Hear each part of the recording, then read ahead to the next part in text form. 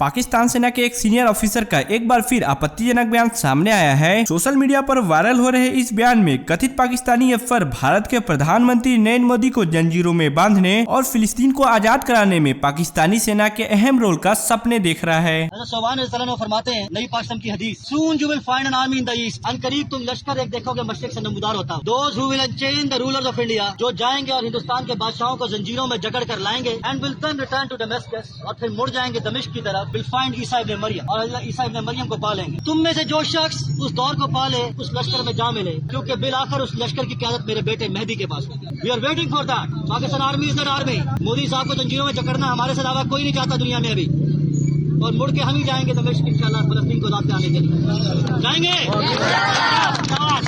वैसे कंगाल पाकिस्तान हमेशा सपने देखते रहता है भारत को बर्बाद करने का। अच्छा तो हाल ही में ही पाकिस्तान के इस्लामिक सीनेटर फैजल रजा अबीदी का इंडियन आर्मी और खुफिया एजेंसी रॉ के खिलाफ यह जहरीला बयान सामने आया है। हम इंशाल्लाह नदीरा, नेतन्या, तल अवीव, याफो, अशदोद और अशकलोन की तरफ बहुत तेजी से बढ़ रहे हैं। तो हैफा फौरन, हैफा से हम सिर्फ 70 किलोमीटर पीछे, यानी कि जो हमले हिजबुल्लाह ने 10 किलोमीटर के मोहित अरसे पे शुरू किए थे वो 50 किलोमीटर पे पहुंच चुके हैं। हैफा लबनान की सरहद से जो है 121 किलोमीटर के फासले पे, यानी कि हम 70 से 80 किलोमीटर दूर हैं। इसी 10 दिन में तुम देखोगे कि इंशाल्लाह इसी हैफा के ऊपर मिसाइल बरसेंगे। धोतियां लपेटो और भागो वहां से। ये 950 जो ऑफिशियल तुमने बिठा रखे हैं रॉ के, और ये जितने मिलिट्री ऑफिशियल जो इस जंग के अंदर गजा की कत्लेआम में बराबर के मुलविस हैं, तुम इनको शमशान घाट पर चिता जलाने के लायक नहीं रहोगे। यही मिसाइल मार के इनकी चिता जलाएंगे। भाग लो वहां से, और आपको ये भागते हुए नजर आएंगे। अभी दुनिया देखेगी 10 दिन के अंदर तुम हैफा छोड़ के पूरी दुनिया के सामने भागते हुए नजर आओगे, जो तुम्हारी औकात और तुम्हारी असलियत है, जो तुम्हारे बाप दादे करते रहे। हिम्मत है अपनी 18 लाख फौज तुम भी लेके आओ, एक वापस आ जाए तो गिरेबान पकड़ लेना, इंशाल्लाह वहीं चिता जलाएंगे मिसाइल मार के। दरअसल पाकिस्तान के फैजल रजा अबीदी एक टीवी शो के दौरान इजराइल और हमास के बीच चल रहे युद्ध का जिक्र किया और भारत पर गंभीर आरोप लगाया है। अच्छा तो वहीं दूसरी ओर भारत के मोस्ट वांटेड आतंकी व लश्कर तैयबा के प्रमुख आतंकवादी अदनान अहमद को कराची में अज्ञात हमलावरों ने ढेर कर दिया, जो 2016 में पंपोर में सीआरपीएफ काफिले पर हमले का मास्टरमाइंड था। अच्छा तो यह पहला मौका नहीं है जब पाकिस्तान में आतंकियों को ढेर किया गया हो। इससे पहले मुफ्ती कैसर फारूक, खालिस्तानी आतंकी परमजीत सिंह पंजवाड़, एजाज अहमद व बशीर अहमद पीर जैसे तमाम आतंकियों को अज्ञात हमलावरों ने मार गिराया है। अच्छा तो वहीं दूसरी ओर लोकसभा में डीएमके सांसद द्वारा हिंदी पट्टी के राज्यों को गोमूत्र राज्य बताया गया था, और इस विवादित बयान पर बीजेपी सांसदों ने माफी की मांग की, जिसके बाद डीएमके सांसद सेंथिल कुमार ने अपने बयान पर खेद जताते हुए संसद से माफी मांगी है। The statement made by me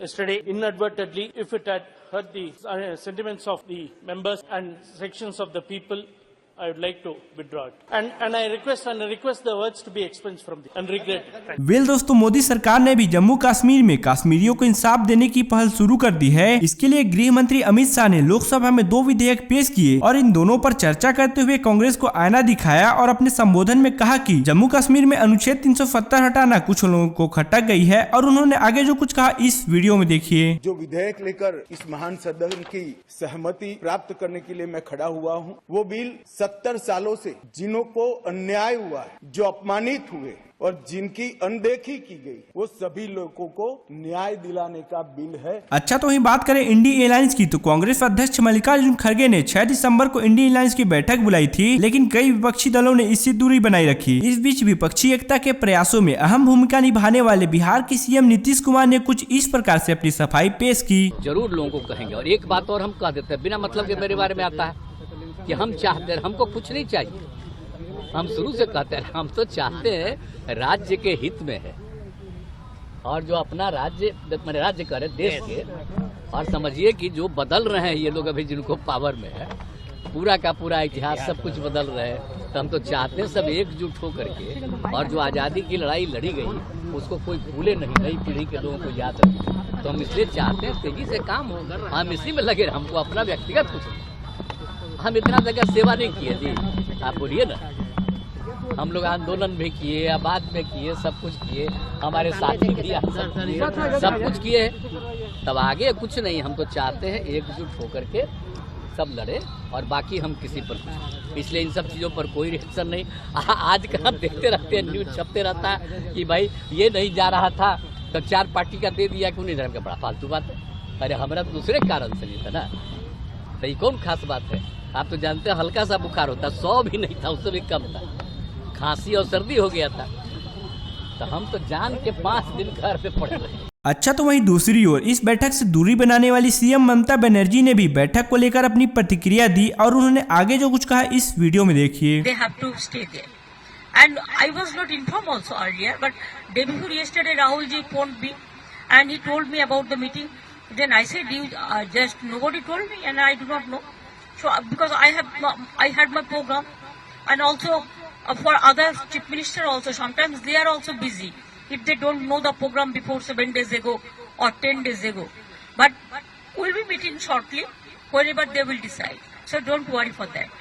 अच्छा, तो इस बीच केंद्रीय मंत्री किरण रिजिजू ने भी डूबते एनडीए अलायंस को आईना दिखाया और स्पष्ट रूप से कहा कि ये सिर्फ वोट बटोरने की कोशिश कर रहे हैं और उन्होंने आगे इंडिया अलायंस व ममता बनर्जी को लेकर जो कुछ कहा आगे इस वीडियो में देखिए। देखिए, ये इंडिया अलायंस जो है वो देश को विभाजित करने में व्यस्त है। North India, south India, east India, waste India, Bihari, Telangana, ये जो डिवाइड करने का जो राजनीति इंडिया अलायंस करते हैं, देश कैसे उसको स्वीकृति देंगे? मोदी जी एक नारा लगा रहे हैं, एक भारत श्रेष्ठ Bharat, United India, strong India. हम सब इसके साथ खड़े हैं, देश मोदी जी के साथ खड़ा है। और कांग्रेस पार्टी और उसके जो इंडिया अलायंस है वो कह रहे हैं कि दक्षिण भारत अलग है, उत्तर भारत अलग है, और कहते हैं कि वो जो चिकन नेक है ना, जो नॉर्थ ईस्ट को जोड़ता है, वहाँ टुकड़ा करना चाहिए। ऐसे बोलने वालों के साथ कांग्रेस पार्टी खड़ा है। देश को क्या सेवा करेंगे बताइए? और सेंथिल कुमार कह रहे कि गौमूत्र वाले राज्यों में ही बीजेपी जीतती है। वो तो बहुत इंसल्टिंग है ना, क्योंकि मैंने कहा ना, ये इंडिया अलायंस देश को तबाही करने में लगे हुए हैं और विभाजित करने में लगे हुए हैं। उसको कोई साथ नहीं देगा। रीजनल सेंटीमेंट वो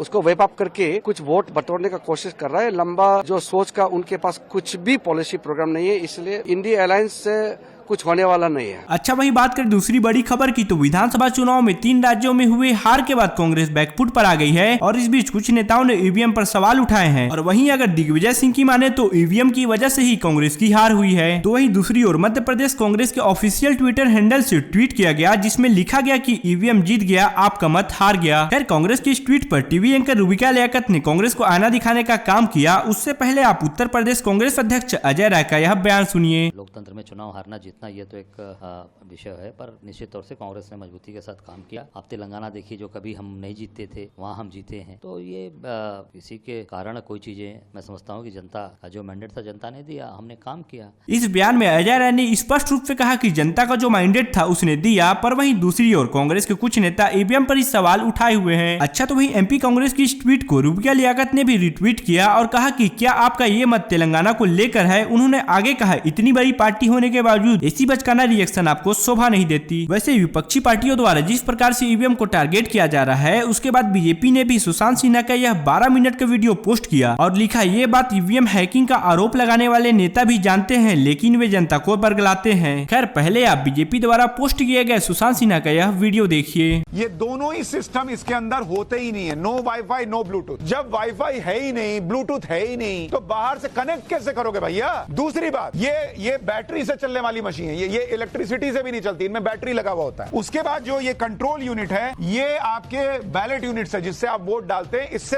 तार के जरिए जुड़ी हुई होती है, क्योंकि उसमें वाईफाई ब्लूटूथ कुछ है ही नहीं, तो तार से जोड़ के रखते हैं। हर पार्टी का वहां उम्मीदवार होता है या उसका प्रतिनिधि होता है, सबके सामने दिखा के होता है। अब तक कुल 38,156 वीवीपैट की मैचिंग हो चुकी है और एक भी नॉट सिंगल वन केस ऐसा मिला है जिसमें ट्रांसफर ऑफ वोट देखने को मिला हो, मतलब वहां दिखे कि बीजेपी को वोट पड़ा है और वीवीपैट में दूसरा वोट रहा, एक भी नहीं। और इसके बाद ये लोग तमाशा करते हैं कि ईवीएम हैक हो सकता है। अरे हैक होता है तो उस वक्त क्यों नहीं बोलते कि गलत दिख रहा है? हर जगह एक एक पॉइंट पे इनके लोग होते हैं और अगर शक हो फिर भी तो कोर्ट जाया जा सकता है। इसके लिए इलेक्शन पिटीशन पीरियड है जिसमें आप आपत्ति दर्ज करा सकते हैं। जब तक ये पिटीशन हाईकोर्ट से पूरी तरह से निपट नहीं जाती तब तक ईवीएम को हाई सिक्योरिटी जोन में रखा जाता है और कोर्ट के आदेश पर इनकी रिकाउंटिंग हो सकती है। काउंटिंग के बाद भी जहां पर इन ईवीएम्स को सुरक्षित रखते हैं कि कल को कोई सवाल पूछ दे तो दोबारा दिखाएंगे, उस रूम में भी पॉलिटिकल पार्टीज के प्रतिनिधियों के सिग्नेचर होते हैं सील। माथा पीट लीजिए बॉस की, इसके बाद भी ये लोग ऐसे सवाल उठाते हैं। हमारे यहाँ बिहार में इसको थेथराई कहते हैं। लेकिन मुझे गुस्सा इस बात पर आता है कि एक देश में सिर्फ अपने पॉलिटिकल फायदे के लिए और अपने ऊपर सवाल ना उठे, इसलिए ये लोग इस हद तक जाते हैं कि एक अच्छा खासा सिस्टम जो शायद ही किसी देश में हो उसको भी बदनाम करते हैं हर बार। इसलिए आपको दिखाया कि अगली बार कोई बोले ना कि ईवीएम हैक हुआ है, मारिए कोने के बाद ईवीएम हैक हुआ है।